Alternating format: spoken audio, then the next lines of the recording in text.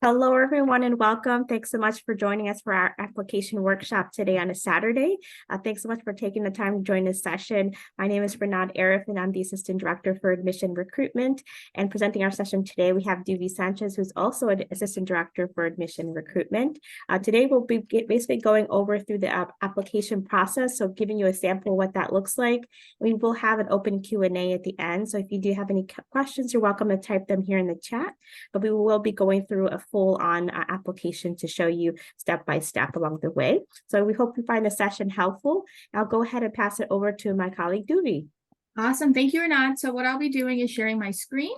We're going to be going through the process of a PhD application, specifically the Sizzle program today. So those who are applying to the Curriculum Instruction Science of Learning, they might have this application to go through. I just thought a PhD application is a little bit more involved with what you have to submit for documentation. So it might be helpful to present on that. And then if you have any questions about your specific program that you're applying to or your application, feel free to put it in the chat. But to start today, we're going to be going over how do I even find the application on the website. So I did put the direct link to the application in the chat, but if you are unable to find it on your own time, we're just going to go through the two ways that you can get to the application. So if you're on our main webpage, which is ed.buffalo.edu, and you click on Apply Now, you will get this complete list here. If you click on any of these, master's or doctoral, on the right-hand side is an apply button, and it'll take you right to the application. If you're on the program webpage, so say you're looking at the Curriculum Instruction and Science of Learning PhD program, you're learning all about it, you're seeing the application requirements, and now you're like, I'm ready to apply. You would just click on the Apply Now button here, and it'll take you to the application. I do want to show you what it looks like when you're starting your first application. So I'm going to share my screen once again, but a different version of it. Okay. So here is what it will look like when you're a first-time applicant. So it's going to say, welcome to the Graduate School Application Manager.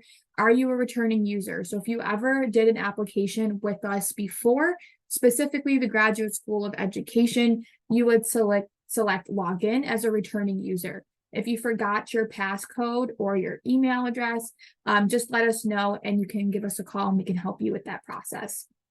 If you're a first-time user, you're going to create an account. So it's going to ask you to put in your email address, put in a little information about you, and create a passcode. So that's what would be that process. But I'm going to log in right now to my own application so you can see that, and then I'll share my screen on that application. Perfect, and we'll go through the process. So when you're a returning user, as you see here, I've started many applications. This is what you're going to see. You're going to see all the applications you've done in the past, but today I'm going to start a new one. So right here, if you're a new user, it's going to just show you this. You're going to select that and create the application. Make sure when you're in the application, you see the Graduate School of Education. That's how you know it's an application for our school. So you're going to open it. And it's going to take you to the first page of the application, which really wants to know of your interest in the program. So your program of study, the first question it's asking you is what term are you applying for? So a lot of students specifically applying to PhD programs, a lot of our doctoral programs begin in only the fall. So you're going to want to make sure you're selecting the correct term for when you want to start your program. Some programs only have fall terms, some programs only have summer start terms. So you want to make sure you're selecting the right one. If you don't know, contact the admissions office. But today we're going to be applying to the Sizzle program, which is a fall start program. So our Curriculum Instruction and the Science of Learning program is in the Learning and Instruction department, the doctoral and non-certification department. If you're unsure on how to find what department your specific program is in, it's also listed on the webpage. So if you're looking at the Curriculum Instruction and Science of Learning webpage, on the top left-hand corner, it's going to tell you the Department of Learning and Instruction. So that's a good way to know. If you're unsure, you can also contact us. So now that you put in the GSC academic area of interest, it's going to give you some information, and then it's going to ask you to select the exact program you're applying to. So I'm going to select the Curriculum Instruction, the Science of Learning, and hit Continue. From this page, it's going to go to your personal information. So your prefix, I'm a miss. My first name is Aduvihez. Last name, do not have a suffix. If you have a chosen first name, so any name that you prefer us to call you. You can put here if you had a nickname, like sometimes my colleagues call me Doovie, which I have listed here. I can type that in there. Now it's asking for my address, which is listed in here. You would just type this all in. If it's the same as your permanent address, so if your mailing address is the same as your permanent, you can just select same as permanent and it'll autofill. This is a big question we get if students are currently dorming in their undergraduate institution. You can put your mailing address as where you live in your dorms and put your permanent address as your home address. Then you're going to put in your email address, your phone number, and then it's going to go down to the biographical information. So your legal sex, I selected female, my date of birth, my birth country. If you're an international student, it might ask you some questions after you select your country, just about your citizenship status so that we can understand what kind of visa you may need.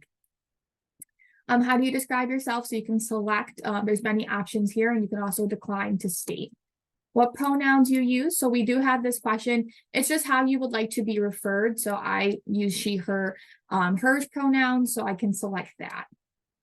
Now it's going into a question that's pretty important on the admission side. It's about New York State residency. So to be a New York State resident in-state tuition student, you do have to prove that you've lived in New York State 12 months prior to the start of your program. So it asks you, are you currently living in New York State? I selected yes. And how long have you been a New York State resident? I selected 12 months or longer. If you haven't been here for 12 months or longer, it's kind of hard to get the in-state tuition benefits. You do have to prove it once you've been accepted. So that's a process that you go through after acceptance. So you don't have to worry about that now, but you do have to prove that eventually. So just know that. And now it's going into citizenship. So I'm a United States citizen. I'm going to put, I do not have dual citizenship. It's asking me for my social security number. I don't think this is a requirement, so you don't have to put that in if you don't feel comfortable. And then it's asking me a little bit about my race and ethnicity, which are also optional questions. And then I'm going to hit continue. All right, now it's asking me for additional background information. So this just allows us to know if you qualify for any additional services. A lot of veteran students will be referred to the Veteran Student Services Office for additional support. So it's asking me, am I veteran? No. Are you a dependent of someone that is a veteran? No. This question right here is pretty important, academic and non-academic dismissal. It's asking if I've ever been academically dismissed, and it gives a definition of what academic dismissal means. And then it's also asking if I've been non-academically dismissed from my previous institutions, and it's asking me to disclose that information. You do want to make sure that you are telling the truth on your application. And then hit continue. Now it's asking me to add my academic background. So I'm applying to a doctoral program that typically requires a bachelor's and a master's degree. So I'm going to want to make sure I put in my institution, but I'm going to give you an example of how to do that. So today I'm going to be putting in that I have a degree from Buffalo State College. As you're typing in your school, it should pop up in the system if it's an accredited institution. A lot of times we do have international students whose school just doesn't appear.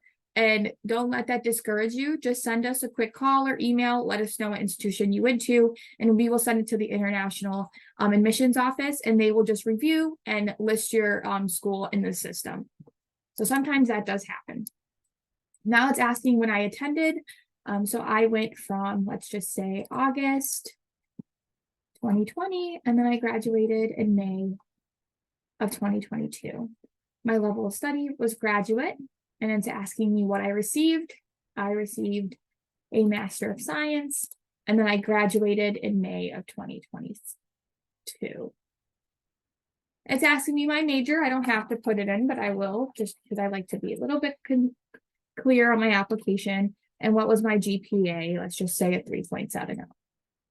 And now it's asking me to submit my transcript. So I'm going to choose File. I'm going to go to my desktop, and I'm going to find my master's transcript. I'm going to save it, and then I'm going to upload it. And as you can see here, because I have a previous application in the Graduate School of Education, it's also pulling in my undergraduate transcript that I've already submitted and my previous transcript.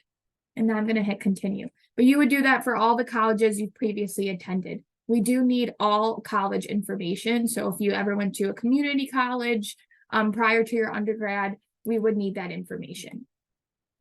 The transcripts do not have to be official transcripts when they're being reviewed. So you can submit a copy of your own unofficial transcript for the application. If you've been accepted into the program, that's when we will request an official copy of your bachelor's transcript. So the next round of questions is GSC program questions and materials. So this is more information about your expected plan of study. So your enrollment status, do you plan to enroll full-time or part-time? Full-time is anything 12 credits or more, which is listed here. It's 9 credits if you have a graduate assistantship. So we do kind of give you some clarifying information up above these questions just to help you out through that process. If you're applying to a doctoral program like CISL, typically that's a full-time program. So I'm going to select full-time. What describes your status in relation to the University of Buffalo Graduate School? I've previously applied, as you've seen, so I'm going to put previously applied. Are you a first-generation college student? So I am. That can be a pretty tricky question for a lot of people. What does that mean? It usually means, are you the first in your family to have gone and got a postgraduate degree? Okay, so these are what the additional items that you need to submit for this specific program. So if you're applying to a different program, you might see some different needs here. If you're applying to a teacher ed prep program, for example, you might have 2 statements that you have to write. So this portion of the application is going to be very specific to what program you're applying to. So as I mentioned earlier, today I'm doing an application for specifically the curriculum instruction and the science of learning program. So that's what's shown here. So what you see here might be a little different.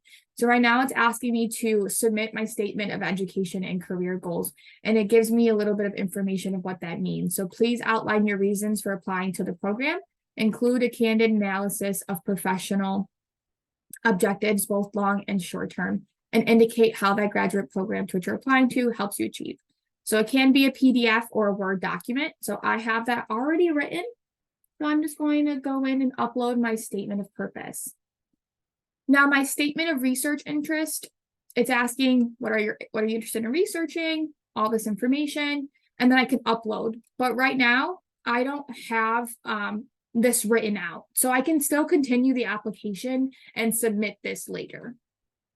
I can also submit my academic writing sample later because unfortunately I don't have that ready right now as I'm doing my application. And I'm going to show you what that means, what happens when you don't have everything for the application after you submit.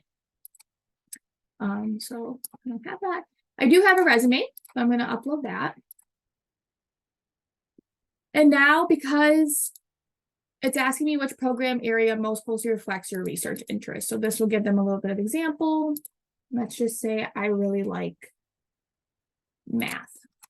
Now it's asking faculty, advisor, mentor interest. So typically if you're applying to a doctoral program, we do tell students to go and review the faculty that are listed for your specific program. For CISL, for example, it is listed on the webpage. So it gives you a little example of who the professor is and their research background. You can also click into a specific professor and get an idea and read their research. That allows you to kind of see if what they're researching relates to what you're researching, and you can select them as your advisor of choice. So for example, today we're going to look at, we're going to go up to the very top and we're going to click on Dr. Epimovich. So as you see here, it's his professional summary, but it also lists his publications, so you can go in and kind of read those. And then when you're on the application, you can then select, and where is it? You would then be able to select your professor under the categories here. So I'm just going to select the first one and then select your reason for selecting this faculty member. So maybe their area of interest really aligns with what you're interested in researching, or you read something in their publication that really hits to what you're passionate about. Now in this box right here, it's called the explanatory notes box. It's on every application. This is a good place to add any other additional information that you would like faculty to know while they're reviewing your application. So some students might have had a lower undergraduate GPA, and this is a good place to put why you might have had a low GPA on a semester or two. Maybe something was going on in your personal life, and that's why your GPA might have been a little bit lower. So this is a good place just to add some relevant information that may have not been in your other personal statements or your writing sample. Now here it's asking for scholarship consideration. Would you like to be considered for the GSE Dean Scholarship for Academic and Inclusive Excellence? Please note that the recipient of these awards must enroll in 9 to 12 credits per semester to be eligible. So typically students who receive that scholarship are full-time students. It doesn't hurt. I always tell students to select yes so that they're considered for funding. If you know for a fact that you're going to be a part-time below 9 credit student, then you might want to think about it. But for majority of doctoral students, at least, I would definitely select yes. And all students applying to doctoral programs are automatically considered for any graduate assistantships and fellowship positions. And then here it's asking me if I would like to submit my phone number for text messaging. What that means is if we ever have any questions about your application or something's coming up that we think would interest you, we would just send you a quick text message about it. All right, now I'm going to hit continue. And now it's asking me for recommendations. So this program does require 3 recommendations. We do get the question a lot of does it have to be academic? And the answer is not necessarily. So it could be any professional reference. Faculty understand that students may have been out of school for a long time, or maybe they didn't build those connections with their faculty while they were in the program. And that's perfectly okay. What we suggest is getting a professional reference that can still describe and express your skills and abilities and how they can transition into graduate level coursework. So that can be a supervisor at a job, an internship coordinator. If you've ever volunteered, someone at your volunteer site that's like running the show, they can write a good letter about your skills at that volunteer experience. So there's definitely options, but we say any professional reference, as long as they're not family or friends, we can take it. So I'm going to add my recommender. And I'm going to add Ms. Renan, who joined us today. And I work with her at the Graduate School of Education. And she is assistant director. And she is a coworker of mine. And then we put her. And then I'm also going to put her email address. And now it's going to ask me if I waive my right to access her letter of recommendation. So once I hit send to recommender, Renad's going to receive an email that's saying, hey, the student Juvie Sanchez is applying to this program and she's seeking a letter of recommendation from you. Then Renad will be able to go in and submit the letter on my behalf.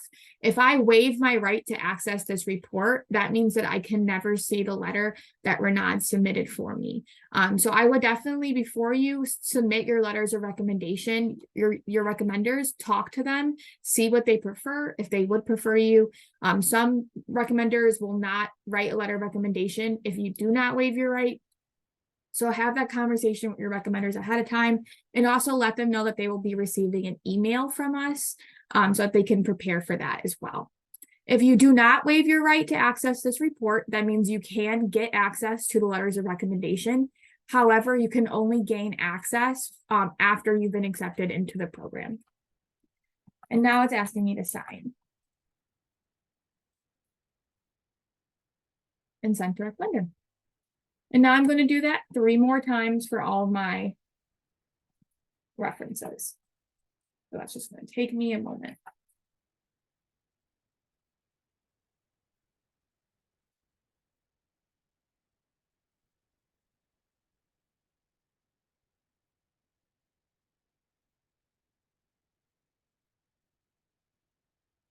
And if anyone has any questions about a good recommender, you can always send us an email. We also did a webinar session about how to find good recommenders, how to ask them, and what to give them when you are having them be a reference. So we do always suggest that you should send them a resume, because that helps them get some more clarity on who you are outside of your academics maybe, or outside of your work.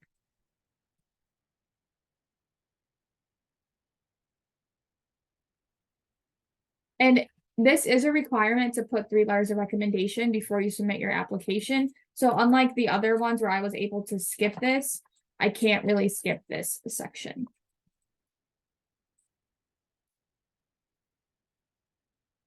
Perfect.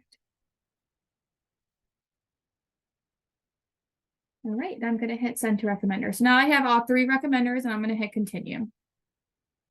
Now this is the notice of non-discrimination. So if you want to take the time to read this information, it is important to read everything that you're signing. I have read it a few times, so I'm going to sign my name and hit confirm. Now, this is where I was mentioning how I may have missed a few things on my application. So when you go to review, it's going to let you know exactly what you missed. If they're in red, like these sections are here, it means I can't skip them. I have to review and go back and do these things before I can submit my application. If they're in orange, where it says warning, that means that you can always submit your application and submit those materials after. So I have to go back to the red section. So I'm going to go back to my missing faculty rationale. And I'm going to say that their area of research interests me. In here, you're going to want to write a whole lot more if it's your actual application. So you're going to want to write exactly why the faculty you're selecting. You're going to want to explain that. Okay. Now I'm going to go back and just hit continue again and then continue again. And now you see here, unlike before, I can now submit my application, even though I'm missing these documents. So I'm going to show you what the process will look like after you submit an application too. So I'm going to hit submit. It's going to tell me to acknowledge that I'm unable to make changes to my application after I submit. And I'm going to hit OK.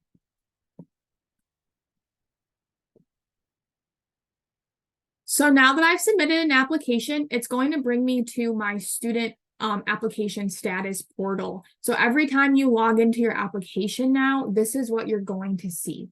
So it's going to say what's next. Look at your application checklist.